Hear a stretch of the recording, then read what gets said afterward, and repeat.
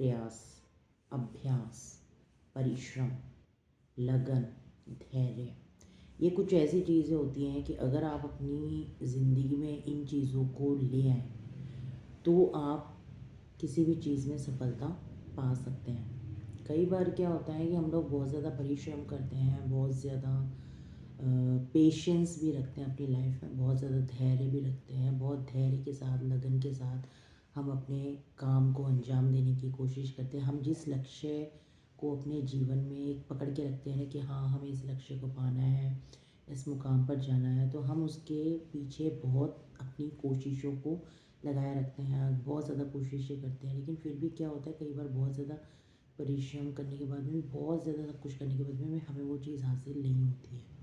तो कई बार क्या होता है कि सभी है ना इस चीज़ को सोचने के बाद में थक हार के बैठ जाते हैं कि जब कुछ हुआ ही नहीं है तो हम क्यों इस चीज़ पे अपना समय व्यर्थ करें।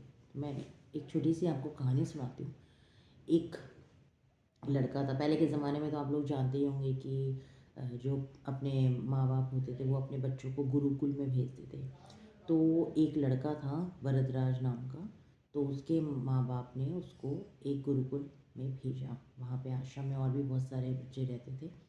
तो वो बच्चा क्या थोड़ा सा मंदबुद्धि का था, मतलब उसका दिमाग थोड़ा सा कम चलता था। तो उसको उन लोगों ने वहाँ पे पढ़ने के लिए भेजा।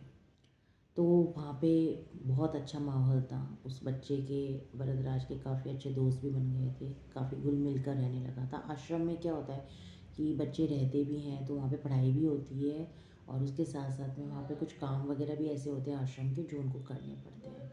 तो उसमें कोई प्रॉब्लम नहीं होती है। तो वो बच्चे सारे आपस में मिलके अपना जो शिक्षा है उसको भी ग्रहण करते थे, प्लस वहाँ के जो भी अलग से काम होते थे वो सारे भी करते थे। तो गुरुजी ने उस बच्चे के ऊपर बहुत ज़्यादा मेहनत की, बहुत ज़्यादा प्रयास किया, बहुत ज़्यादा कोशिशें की, लेकिन वो बच्चा क्या है कि सफल नहीं हो पाया। गुरुजी भी अंत में काफ़ी, जब बहुत कुछ होने के बाद में जब वो नहीं सफल हो पाया तो वो निराश होकर उस बच्चे को बोले कि वरदराज, मैंने बहुत कोशिशें करके देख ली लेकिन मैं तुमको नहीं अच्छे से मतलब पढ़ा पाया, तुम अच्छे से नहीं सीख पाए, तो तुम ऐसा करो, तुम अपने घर पर वापस चले जाओ। वो बच्चा भी है ना सोचा कि ठीक है, जब शायद मेरी किस्मत ही ऐसी है, हमने किस्मत को दोष देने लग गया, मेरी किस्मत ही ऐसी है, चलो मैं चला ही जाता हूँ अपने घर पे। वो जब रास्ते से जा रहा था तो रास्ते में एक गांव पड़ा था। तो वहाँ पे क्या, गांव में एक, आपको पता ही होगा कि पहले जो घर की औरतें थी वो बीचों बीच जो कुएं वगैरह बने होते थे वहाँ पे जाती थी पानी वगैरह भरने।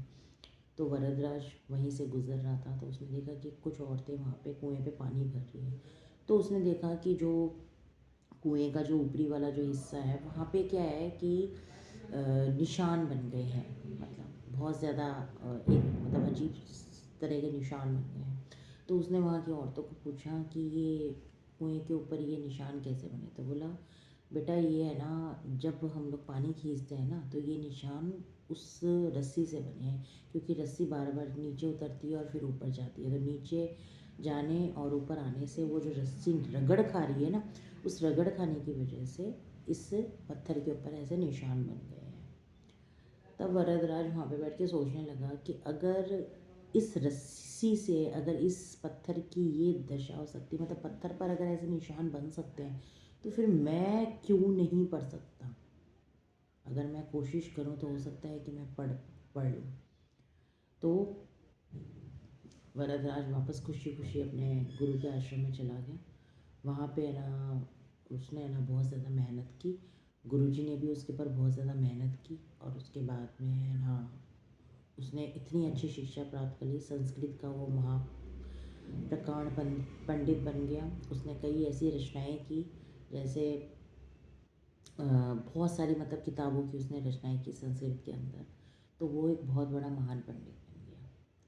तो यही चीज़ होती है दोस्तों कि अगर हम लोग किसी चीज़ पे अगर हम लोग मन में ठान लें, क्योंकि आपको अपने मन को ये मतलब अपने अंदर एक ऐसी चीज़ आपको बिठानी होती है कि हमें ये चीज़ करनी है, मतलब दिमाग में और दिल में वो चीज़ होनी चाहिए कि हमें ये ऐसी चीज़ करनी है कि अगर हमने ठान लिया तो हमें ये चीज़ करके ही दिखाना है।